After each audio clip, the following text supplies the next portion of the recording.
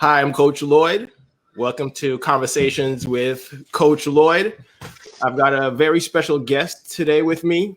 Her name is Christy Fenner.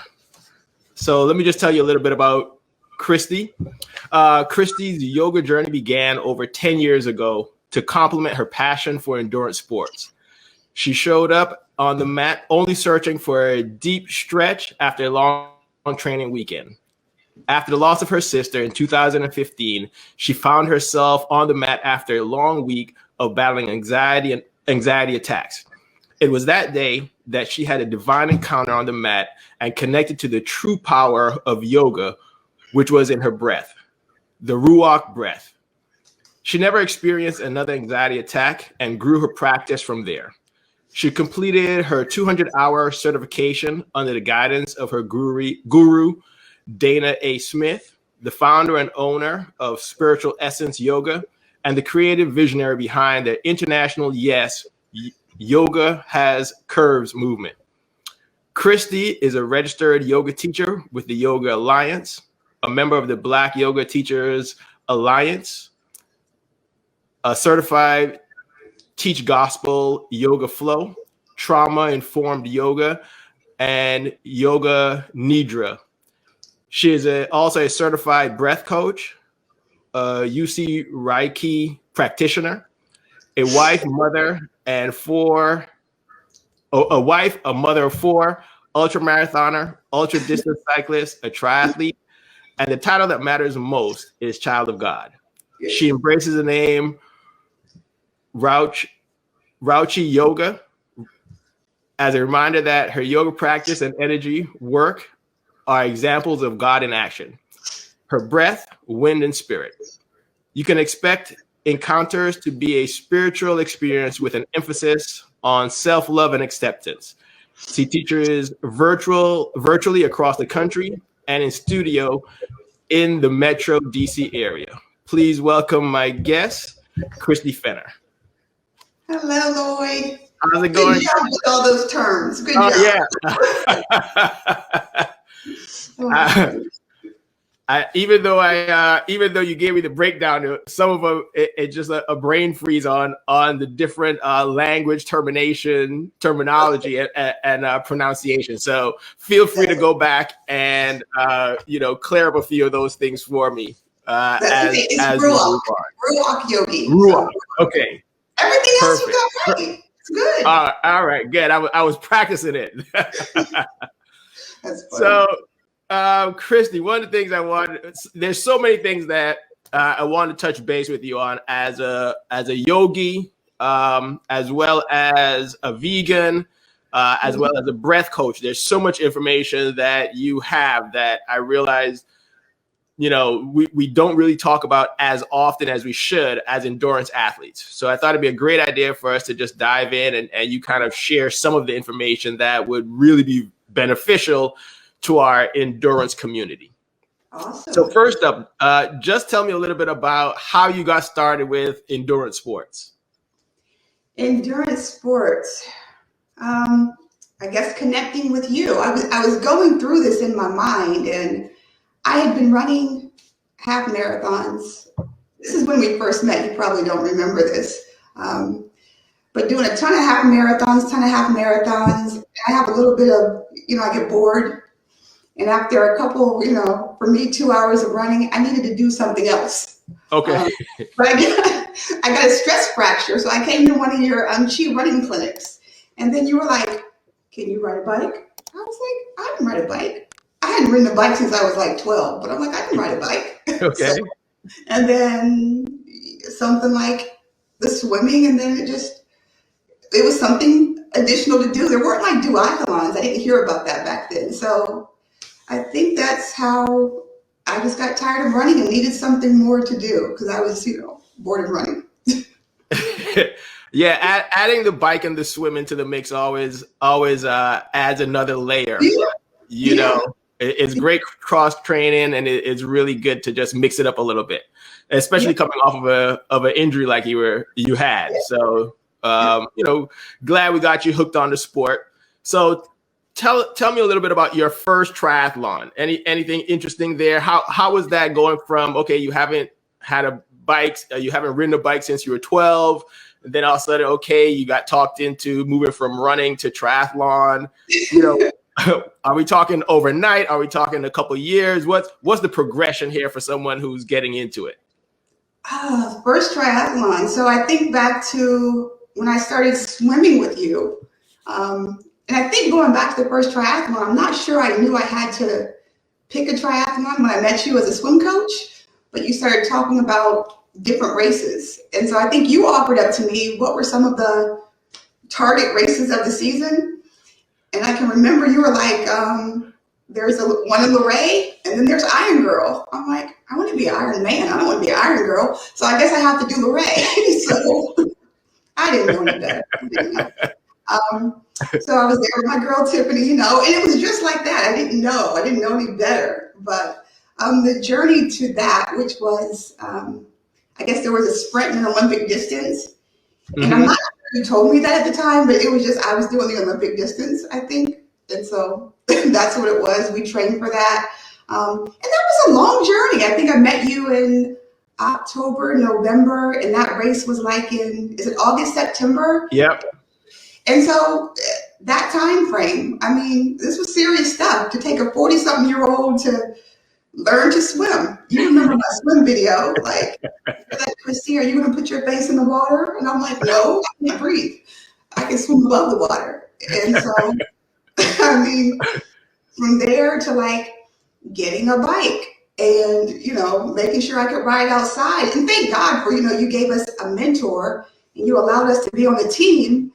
And then once being on a team, I didn't, you know, I couldn't let my team down. I didn't really understand, but it was an amazing journey because I wasn't by myself. And so the whole team carried me along. And I don't know if you knew this, but there was open water swimming, so I could get it done in the pool.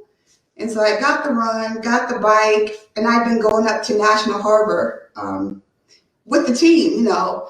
Angie was amazing, and Laura was amazing, and Marsha was out there. And I never swam a loop. I couldn't tell you, though. Okay. I was training peaks, and then I was getting it done. I couldn't do it. So I knew I could do it in the pool. And so this was the week of the race. The Sunday before the race, I went up there and sat on the pier, and Dennis was looking at me like, are you going to get in the water? And I was just like a blubbering mess. I was so angry. I was about to throw the whole season away. And you know what? I just got in all the mental craziness and I just swam. I'm like, you know, I got to bring all this together, call on my sister, call on the ancestors to see what happens. And I did one loop and I'm like, I knew I could swim. Right. You know, so always say, you know, you can swim, right? It's the same water. I'm like, I don't know what's happening. But I did it and that was the journey to getting to L.I.F.E. Now, getting to L.I.F.E was a different story because I thought the swim was the only issue. Turns out the swim was fine. Yeah. Hiking those hills. That is definitely a challenging course on the bike. Yeah. You know, I know every time you guys race that one, we have a spot that we set up on at the top of the hill just to kind of encourage you till you finish. And we can always observe all the suffering. No, I'm like, you know, we can't talk. I can't breathe. I can't let Lloyd see me walking my bike up the hill. I cannot. So it was great. It was great to be there with the team. So Tiffany was there with me, and I think Jessica was there. So it was kind of amazing, just team sport. Okay, so you got through your first season. You survived. Something about it was, you know, connected with you, and you decided to do longer distances, right? Yeah. Yeah. I don't know. Yeah. That was the progression. So. Okay, so what about when you moved from the sprint Olympic distance to the half? Anything, you know, is it the same training, same effort? Is it a big jump for you? What's that look like? No, it wasn't the same training. Yes, it was a big jump. I mean, hands down, the most difficult thing I've ever done in my life, you know, and I have kids. I got 2 children. So So that into consideration. It's a 70.3, right? So, but you did tell me, trust the training. And if you do the training, race day will be this way. I will tell you that was, as an adult, it's hard to find things that like almost break you. And I'm not sure if it was healthy. I will say that now in my yogi life. Okay. A little bit more balance. I'm just telling you, but like, thank God for like a partner and a husband who could sit back and just be like in support. And thank God for a mentor who would look at me crying and be like, okay, you're not dead. Nobody cares. Let's go. Negro, let's go. Blubbering, ugly, breakdown cries, hard. Now, was that because of the training itself, or other things? Figuring out the balance of work, life, everything going on, or was it just that you found that training for a half was that difficult that it brought you to tears? I mean, I'm just like a normal person. I guess I hadn't been competing in sports as an adult, so like starting out around 42, it was hard. I mean, it was hard, and there's life, and you have kids, and I have a new husband, and I have a full-time job, and you got to figure out how to ride 3 or 4 hours and then run a long time and put it all together, and your body hurts, and you're tired, and you're hungry, and you can't quit. So it's a lot. Mentally, though, I could have been in a different place, and so today, I look forward to doing it again. It's a different process I would have taken myself through. Okay, so with that in mind, I remember with your swimming, and the breathing issue, right? You were one of the people who really had a tough time with breathing and figuring it out. So even though you went through all of the basics of, hey, yes, alternate breathing, breathe every other, every 3 on an odd number, so you get bilateral breathing. How to regulate the volume to make sure that you're buoyant, all the various things. It was just like, that one was a minute for you. But then in time, something clicked for you. And that's one of the things I wanted you to start to explain, because now you're a certified breath coach. Yeah. I want you to kind of walk me through breathing and how that works in with, as an athlete, working out, training, just kind of weave that into me, and how you as a breath coach use that information and how us as athletes can benefit from it. Yeah. And so you're right. I think one of the challenges when I learned to swim is that you would say, blow out through your mouth and blow bubbles, and I couldn't. I just could not. And Tiffany would be like, just act like back like when we were smoking. I never smoked, Tiffany. I don't know how to blow out. Okay? This is just Tiffany and I. And so it started when I figured out I could breathe out through my nose. And all of a sudden, breathing out through my nose was super comfortable. And I could keep my head underwater for a really long time, come up for air, and breathe out through my nose. And then the more I swam, that was just my thing. I can just breathe out through my nose. And take that from, 2015, 14 or whatever until now, I understand that nose breathing is what activates your parasympathetic nervous system, which calms you down, because typically when we're racing, we're in that sympathetic, nervous system, fight or flight, mouth hanging open, doing this. But if you take it to your nose, it sends signals to your brain that you can be relaxed and you're safe. And so if you ever get that feeling in swimming, some of the swimmers will know this, you ever get into that zone where you can swim for a really long time and just feel like you're in a sleep, or like, there's a runner's high, there's like a swimmer's high too, where you can just swim for a really long time. And it's really about those slow, long nose breaths. And that's what it's doing in the water. And so when I made that connection, well, that works on the bike as well, Okay. And your body really doesn't know, what's going on, but it knows if you're breathing through your mouth all the time, that, think about like Michael Jordan. Every time you see a picture of him going up, his mouth is hanging open, right? So if you're breathing in and out through your mouth, typically your body is preparing to go hard, be in flight mode. If you can breathe through your nose, it sends signals to your brain that you can calm down. Your heart rate will come down. It will activate it activates the vagus nerve. I don't want to go deep into that, but it activates this vagus nerve that runs down from the back of your head all the way down to your belly, kind of controls those butterflies. And whether you're running or cycling, breathing through your nose and being able to control the rate of your breath. We breathe so many times per minute. And as a breath coach, I teach students to breathe 4 complete breaths per minute, which sounds insane, right? Because we breathe in and out 22, 25 times a minute. And I coach students to breathe 4 complete breaths in a minute. And all of a sudden you feel so relaxed. You can do that out there as well. I mean, not exactly, but you can slow it down a lot. So that's the connection between the two.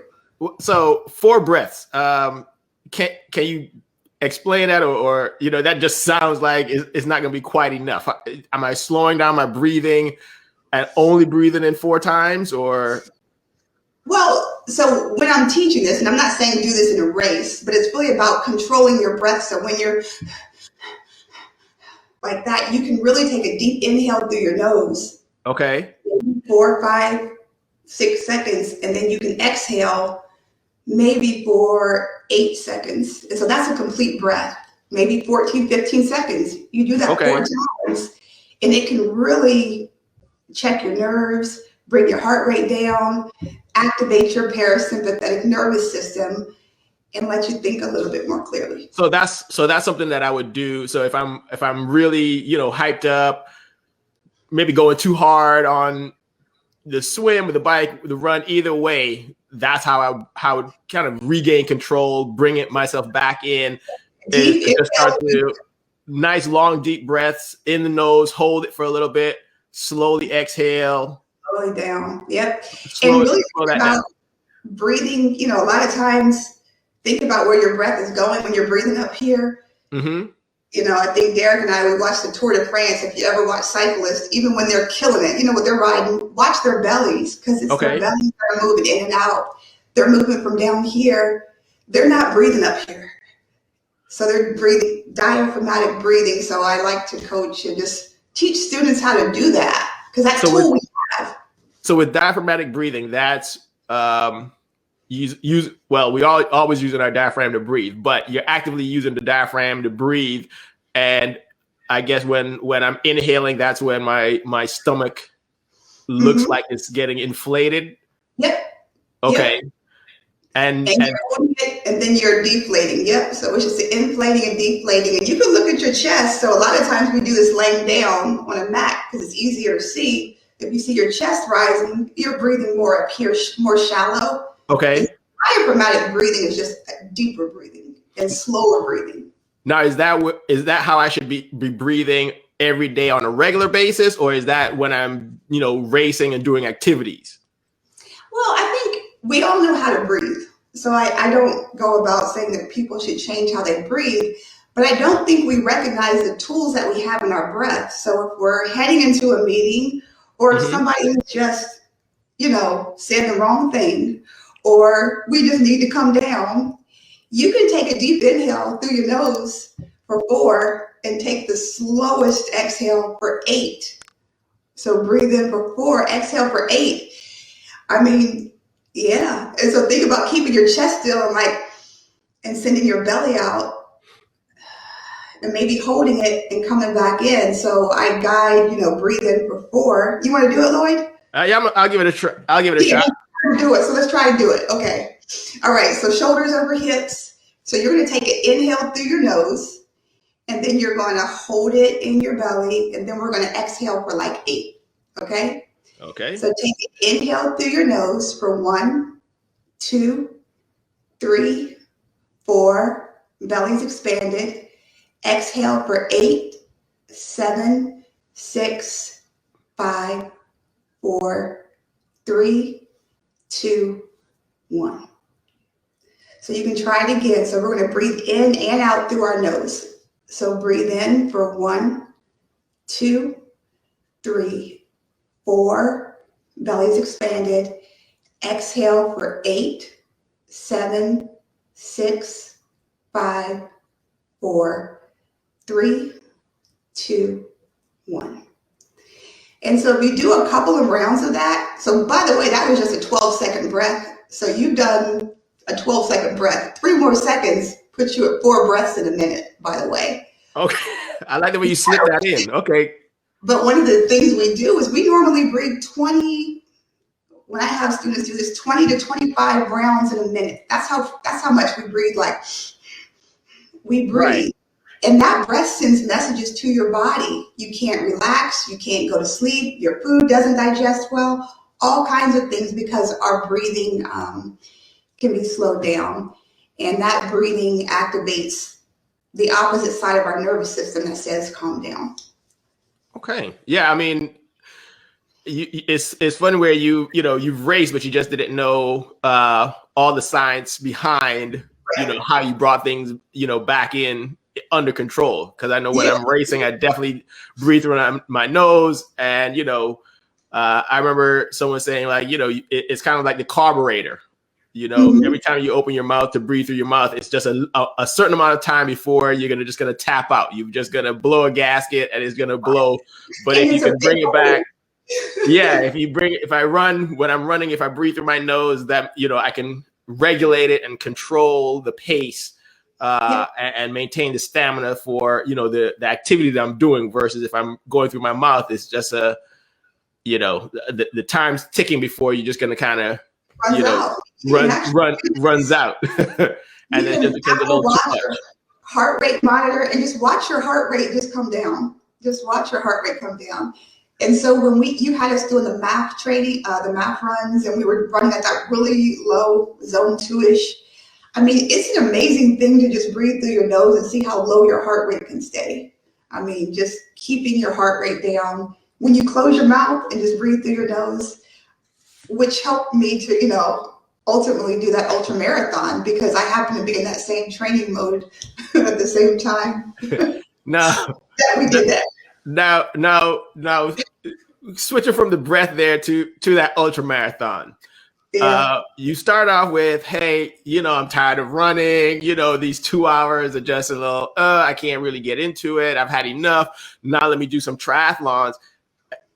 And then also, how do we go from I'm good on the run to I'm mixing it up with multi-sports all of a sudden, like, because the truth is you skipped over the marathon. Yeah, I was training for a marathon though. We were training for a marathon. Okay. Remember Indianapolis? So right.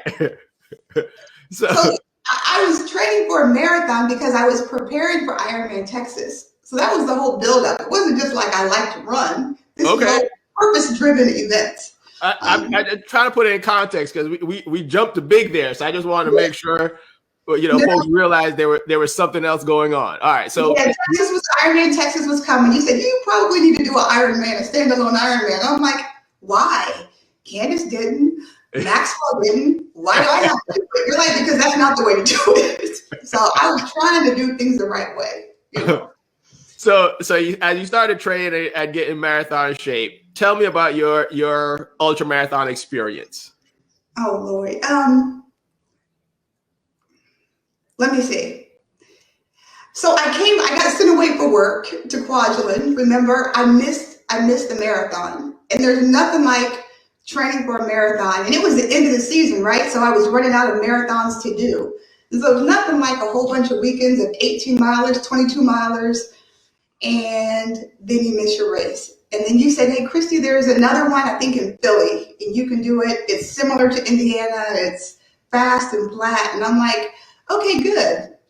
And then my mentor, Candace, had signed up. We don't, it would have helped to have done a trail run before, even one trail run. So we're not talking about a road ultra. You're talking about a trail. Okay. Yeah, it was a trail run. Never run a trail.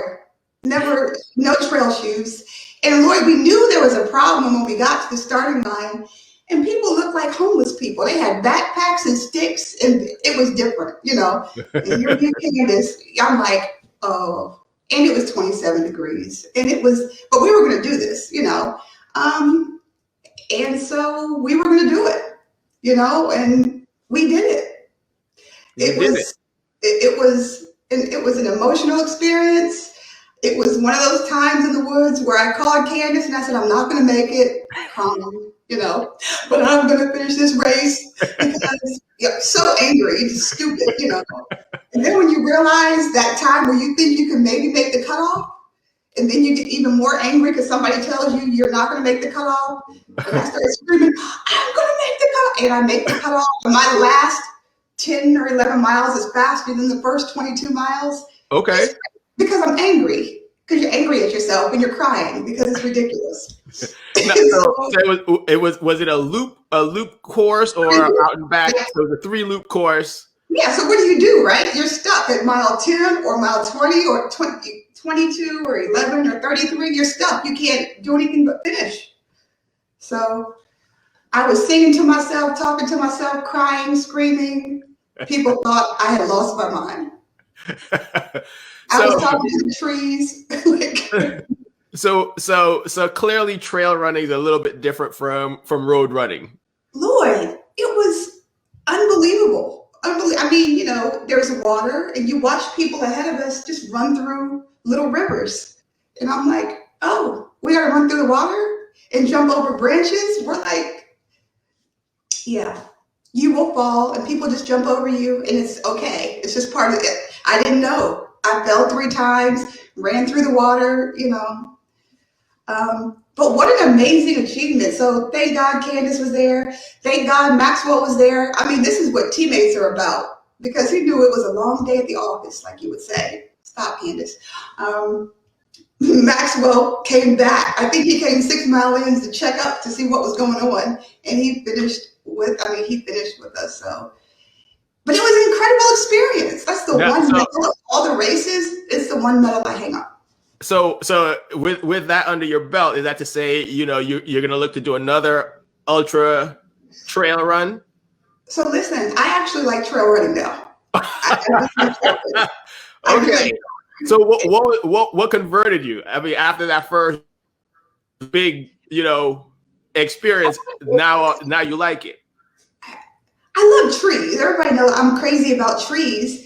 And if you're not under the gun to run like 33 miles and you can just go hang out, I mean, it's really great. It's not the road. It's different. It's beautiful. I mean, I would prefer a trail run today. I will just say that. So I like trail running. And so even going back to Rosarville, I've been back out there during the pandemic to run that same course. I mean, I get it.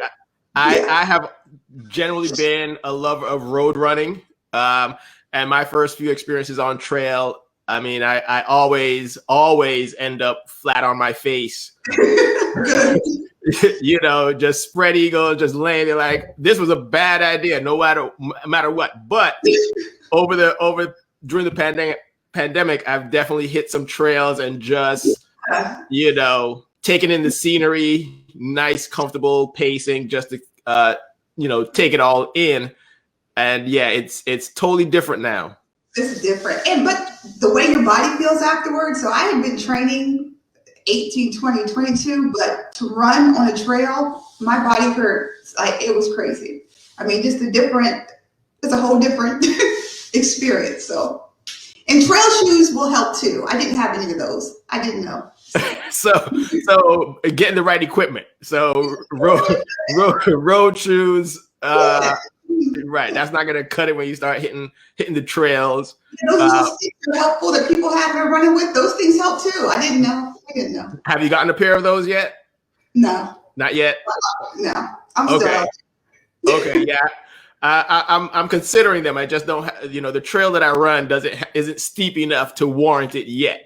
So yeah. I think I'll have to find a steeper trail before I start to get the poles out, you know, to make good use of them. I'm with it. I'm interested in trails, so you may hear more about that. Okay. Keep me posted. I like where that can go. Yeah, it's the trees. Now taking it from your trail running, and kind of circling back with endurance sports. I know that you are a vegan, and that plays a big part in your nutrition.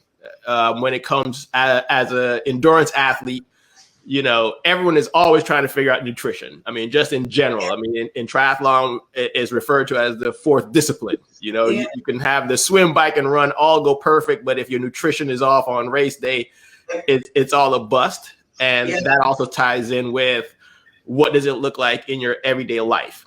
And then if you're, using a specific nutrition plan, lots of questions come into place there. So as a vegan, how does that kind of, work out for you as an endurance athlete? What are you using? Are you making your own foods when you go out for bike rides and runs? Just kind of educate me a little bit on being a vegan endurance athlete. Well, I'll start by saying, I was talking to Derek about this. I think everybody while running and on a bike is probably vegan because nobody's eating like chicken on a bike or running with chicken or sandwiches and stuff. Everybody is taking carbs or fat, so like, so I guess when I'm running or cycling, I actually don't think much about it. I don't think much about like what I fuel with other than I've gone to real foods. And so, whoever I train with in Poor Candace, like what I will say is figure it out before the race. And so you can try all different things. I've done there's a lot of vegan goos and gels and waffles and all that fun stuff. But for me, real food, I mean, I think the longest event we did was riding across Florida. And what we did was like we went to the grocery store. We just went and got real food. We went and got like peanut butter and jelly, and we ate like small potatoes, and we ate like pickles. And I need like real food because at some point, all of the processed stuff for me, and so this is both on and off outside of racing, processed food for me doesn't do it, and real food does. So whether it's like sweet potatoes, I can't remember what else, but all kinds of like food, like just real food. So are you in the back of your jersey, packing a peanut butter and jelly sandwich? Yeah. Okay. Yes. Like peanut butter and jelly, or like, small purple potatoes, or small, like real things, real food to eat. Because I don't care like what you have. I mean, I use Carbo Pro, which is pretty amazing.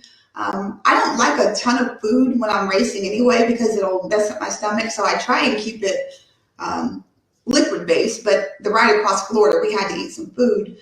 But real food, like artificial and all the processed food will just jack your stomach up. And when your stomach's gone, your race can be, challenging. Well, okay, you're dropping little nuggets in there that I can't just let slide by. But so first, that ultra, what distance was it? Across Florida, I think it was the trail run that you did. I'm sorry. Oh, the ultra, I think it was like 50K. A 50K? Okay. Now you dropped in there where you said, oh yeah, we were riding around across Florida and we had to eat. As in literally riding across Florida? What yeah. I mean, like how many miles bike ride are we talking? So I think we went from Cocoa Beach to Tampa. I think it's like 170 miles. Okay. So 170, and that's all one day. Yeah. You see, that's what I'm saying. When you just kind of dropped that in there and kept it moving, I was like, okay. Yeah. So you decided with your friends that you're going to ride across Florida, 170 miles. Mm-hmm. Okay. Yeah. And so we decided we had to get, we needed some food. And so we pre-made bottles. So most of, we actually had to pay attention to calories. Carbo Pro did a lot, but we just went to the grocery store and got food. And, ate like literally real food. So that was just, you can eat real food, pay attention to your carbs, pay attention to your fat. And, I will say today, probably stop and use the bathroom. We were so nervous that we didn't use the bathroom the whole time across the state. But don't do that.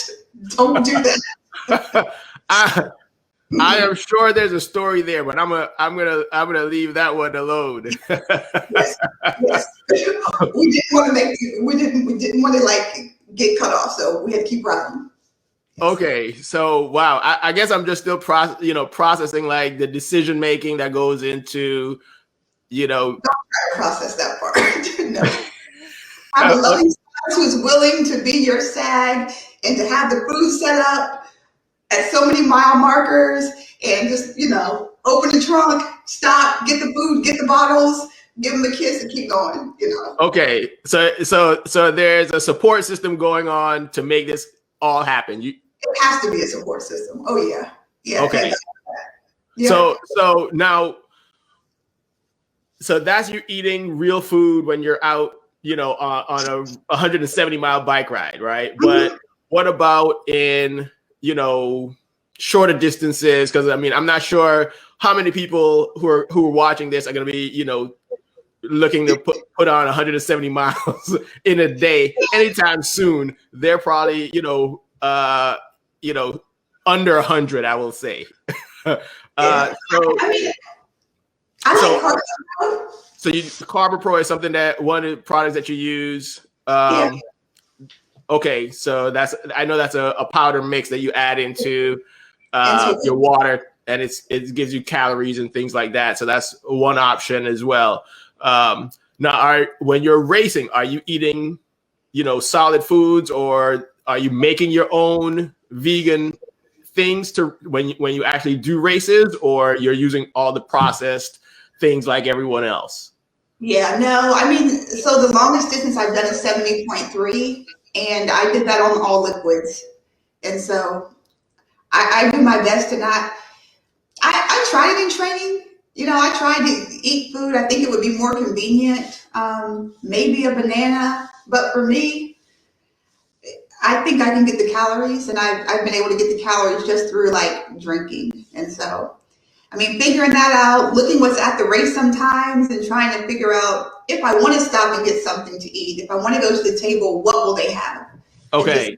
You can't eat. I think I do have a go-to. There's some new gels that I've used and I've tried, but I try and keep that to a minimum. I try to eat real food. Okay, so you're eating real food. You're planning ahead, taking it with you, for sure. and you have that available. Now, if someone's interested in being a vegan, what kind of tips or tricks can you give them in moving in that direction? Because I know it's a process. I don't go from, hey, I'm killing everything on out there meat wise to all of a sudden now I'm vegan. I'm sure it's a process to go from a meat eater, or have you always been a vegan? So I've been vegetarian for 26 years. Okay. I've been vegan for about 3 or 4 years. Okay. That's because one day Derek wanted to be vegan. So where you said you can't just stop in a day, he had chicken every day for probably 48 years, and he stopped. And the next day he was vegan. So we shut the refrigerator and, cold turkey. May not be the best way to do it, but different things work for different people. So if that worked for him, I'm not sure how that works, with everyone else. So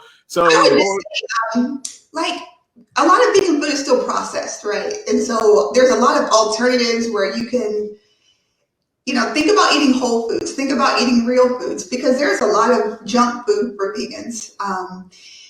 Vegans are gaining weight during the pandemic, just like everybody else, because potato chips are vegan and French fries are vegan, and so think about why you're doing it. And so whether it's a plant-based diet, I have a naturopathic and homeopathic doctor, and he would rather see you eat a piece of fish and whole foods than eat a lot of soy and processed and some of the things that you'll see in the frozen food sections or a lot of the alternatives. So think about, you're probably going to have to cook, and if you don't like to cook and you want to do everything quickly, it's hard to eat healthy, even if you have a plant-based diet. I'll say that. Okay. So you're doing a lot of cooking to make this happen.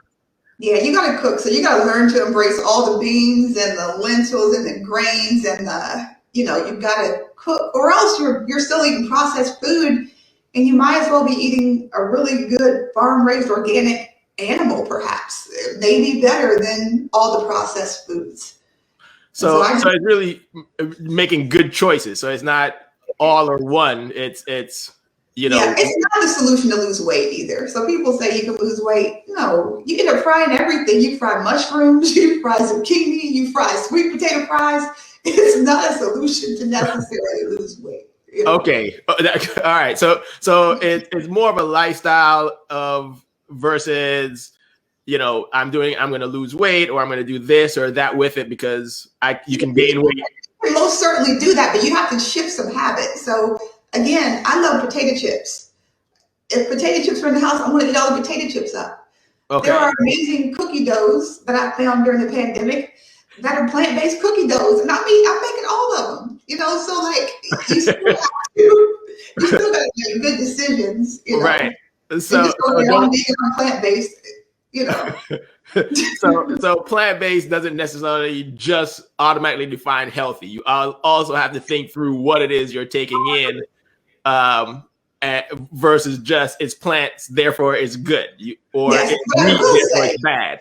I will say you can successfully fuel. You can absolutely be an endurance athlete and be completely plant-based. I mean, protein's not an issue. Carbs aren't an issue. You can absolutely do any of it, and be plant-based. That's no issue. And it's a farce to think, where do you get your protein? Like, cut it out. That's been debunked. You can get you can get plenty enough protein and carbs and fat by a plant-based diet. Okay. Yeah, because I mean that's usually, I know, even with vegetarian and then vegan one step further, the first question is like, well, what am I going to get my protein or things like that? But that's really, I guess, a non-issue at this point. Yeah. If you just look at science, it's a non-issue. Okay. We know all of our gorillas and animals, they're not eating other animals. They eat plants. So there's plenty of protein. Okay. Yeah. Okay. Yeah, because I know you inspired me, and I remember calling you one day and was like, "Hey, I'm going to try to make some vegan desserts." So I gave it a shot. I had all the recipes, right? I had all the recipes. I was like, "This is a little bit different from what I'm used to, but let me give it a shot," and it came out all right. I will say it was good. So now that we got the nutrition piece addressed, the next thing for me is the practice of yoga.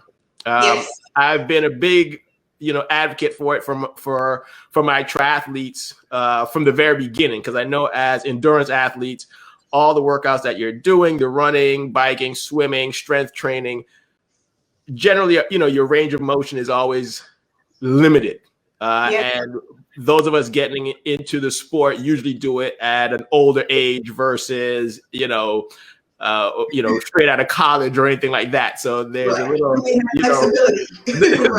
there's some flexibility issues that comes with the age as well. So I've always said, hey, you know what, add in a stretching program or a yoga, Pilates, something like that into the routine, just to improve your performance when it comes to race day. Yes. You've taken it a whole nother level and gotten, certified and took a deep dive into the practice.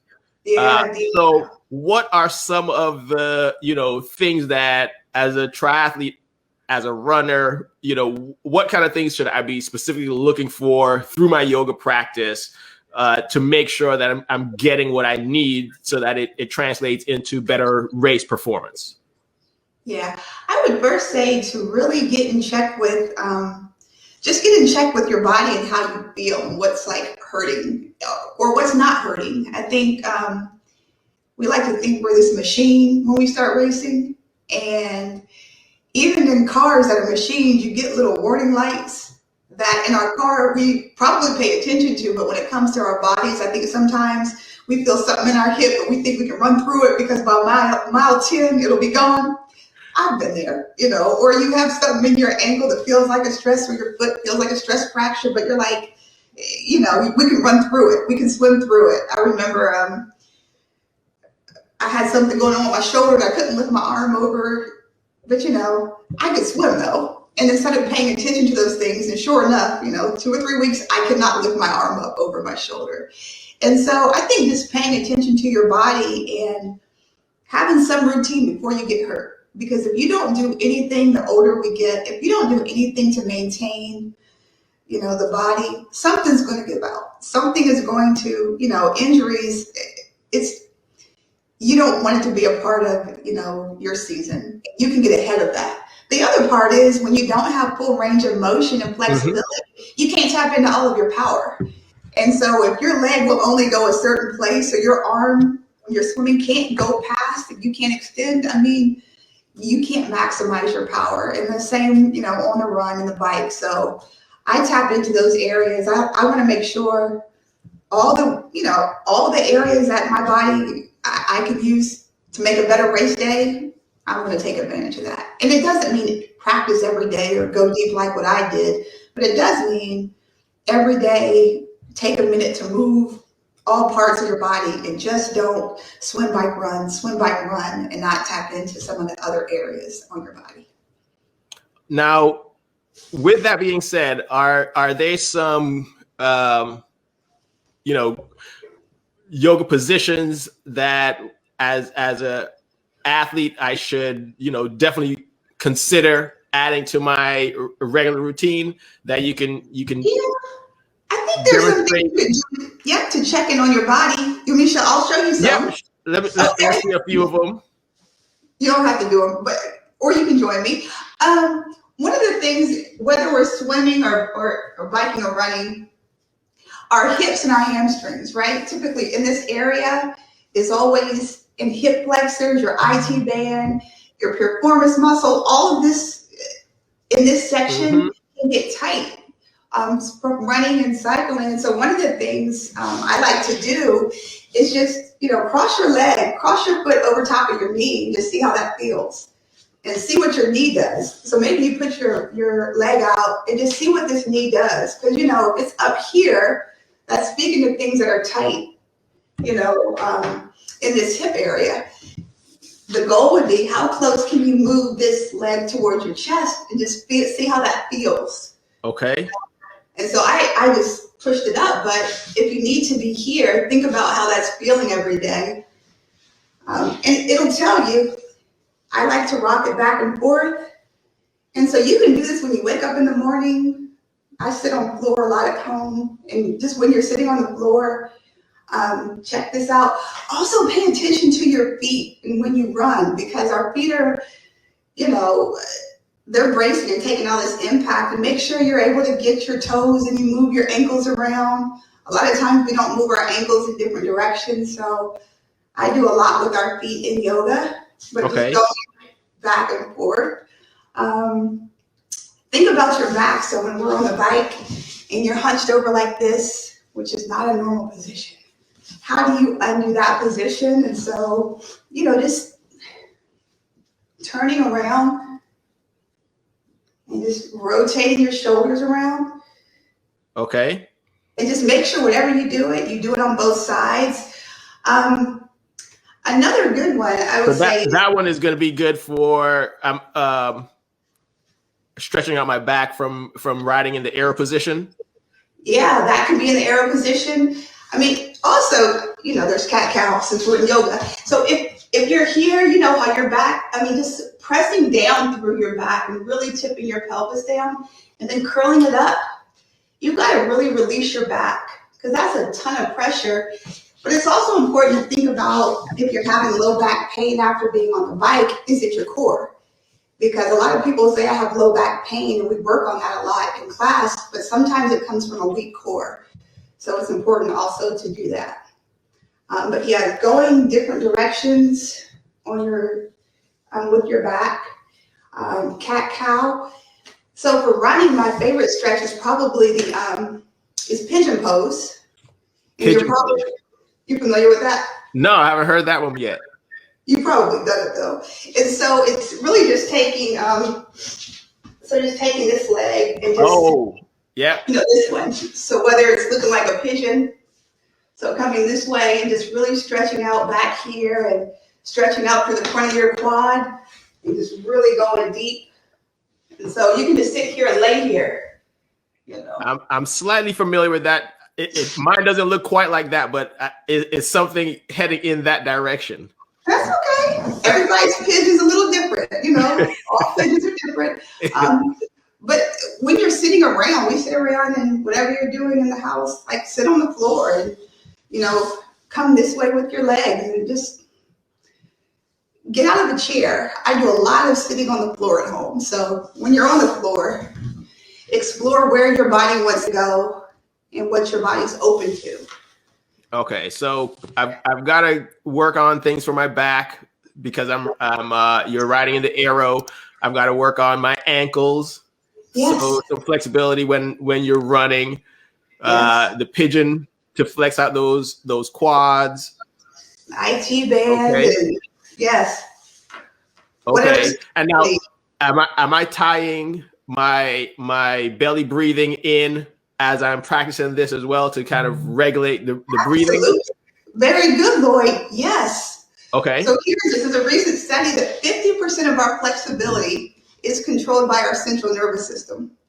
Our central nervous system is largely controlled by how we're breathing. And so when you're in that pigeon pose and you're holding it, if you hold your breath, do you think your body is going to open up and allow you to stretch? It doesn't. But if you take that same breathe in for 4 and then breathe out for 4 while you're in pigeon pose, or like right now, let me scoot back. So right now, like I'm in bound angle. Mm-hmm. So maybe your knees start off up here, but as you breathe in for 4 and breathe out for 4, eventually your hips can release and open up. So yes, always breathing through every pose. Okay. That Yes. I've got a little bit of work. I've made some progress, but there's still room for improvement. Listen, it's called yoga practice because we're always just practicing. There's no podiums here on the mat, so it's always practice. Yeah, I remember the last time I actually did an in-person class. I had the yogis' undivided attention as they were trying to assist to get me in the right poses and trying to work with my limited range of motion. So I hope it was a good experience. It sent me to, doing yoga by video now. But I was hooked on the result. But, when you're not that flexible, it's, I like it in the privacy of my own home where I can try it and, try and fail. But it's really meeting yourself, meeting your body, like where you're at. We're like 40-some, 50-some and racing. Every day our body is going to be different. And so where your flexibility is, just honor where it is on any given day. I'm not one for thinking there's a perfect expression of a position. My perfect expression is what my body is willing to do today, where I can breathe, and that's okay. And if I do it again the next day, it'll probably go maybe a little bit deeper. But, I think in our Western society, and I won't go down this path, we have this image of what everything should look like. And our bodies do different things. And so, and we race our own race. This mat is my mat, and what my practice looks like is just what my practice is. It will always be different than your practice. That is true.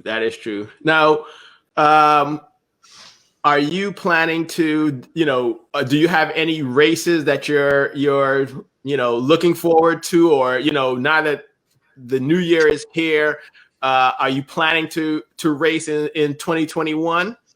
It's not you like don't have to tell me what you're racing, in this. Right. We could have that offline, but just in general, do you have plans to race in 21? Yes. Okay. No, I absolutely want to race, but I'm not going to race to the detriment of my safety. I'm not going to do that.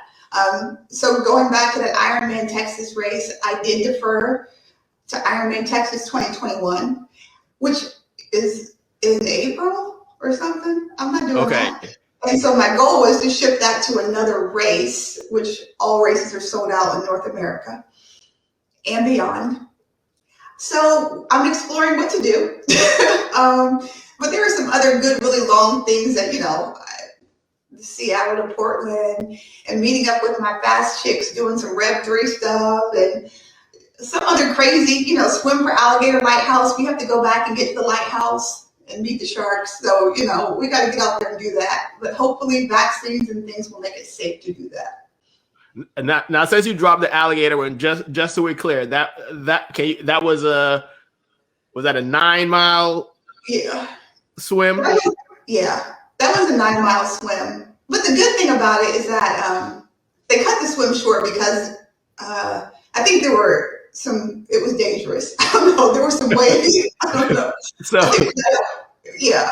we had to come back. But we had a kayak there. So, Candace, Mila, and I were swimming, but 2 of us were in the kayak at all times. And so one swimming and we're kayaking. So it was fun. But we didn't make it. It's a relay event, 9 miles of open water swimming in a relay, 1 person in the kayak, or 2 people in the kayak, 1 person swimming. Yes. And you tag in and out like wrestling, and it's the next person's turn to jump in, and you just kind of keep swimming. And try not to get your kayak when you get out and the other person gets in out in the middle of, where were we, in the Atlantic Ocean and Isla Morada. So yeah. I love it. I love it. I mean, music, the creative adventures that you just kind of drop in, like these are all normal everyday kind of things that when you say them, I have to catch myself to point them out, because you make them seem so simple, like, oh yeah, the gator to the lighthouse, not realizing it's a 9-mile open water swim, or I went running on a trail. Yeah, but it was a 50K, different things like that. So it's fun. It's all fun. And when you have teammates and other people who are just like, okay, let's do it. It feels like it should be done. It's, if you're not having fun when you're racing, if it's all like work, it's not worth doing it. That is true. Fun. Yeah. That is true. I mean, it's all about enjoying yourself. And having a blast with it. So before I let you go, I know that you teach yoga from home, as we mentioned. So if you could just let us know, where can everyone find you? I've been sharing your website, your Instagram, Facebook, your email, so folks can reach out to you. Yep, if you go to ruachyogi.com, so every week I have my schedule for the entire month. So what I'm doing every day, and you can follow me at Ruach Yogi. The classes, I still teach through some studios, which is great. So I'm still connected to Spiritual Essence, where I did my training, and also a new studio in North Carolina. But any classes that I teach are all donation based. So I want to increase access in our community to yoga. And so for people who, dropping $20 for a drop-in isn't accessible to everybody, but classes that I teach through here are just donation-based if you can afford it. If not, just join me, because I'm usually here 6 days a week. And so it's fun to have others join me and explore yoga and find some of the fun and healing that I found in it. Oh, wonderful, wonderful. So your information is there, so everyone can find you and reach out, so that they can practice. Says you're there 6 days a week, so we can get it done. I know. Thank you so much for letting us know about the practice of yoga, how we can incorporate it, the breathing, how to kind of bring our calm back in with belly breathing, as well as the vegan plant-based athlete, how we can incorporate that. So, forget about those myths of not getting your protein or your carbs or anything like that. Just be prepared to cook, Yes. in order to kind of move into that lifestyle, but it's all possible. Yes. So Thank you so much, Christy. And, I'll touch base with you so we can sort out what the rest of the season may look like. There you go. Thank you. All right, everyone, have a good day. Thanks a lot. Bye. If you like the video, make sure you hit the like button, share, subscribe, and hit the notification button.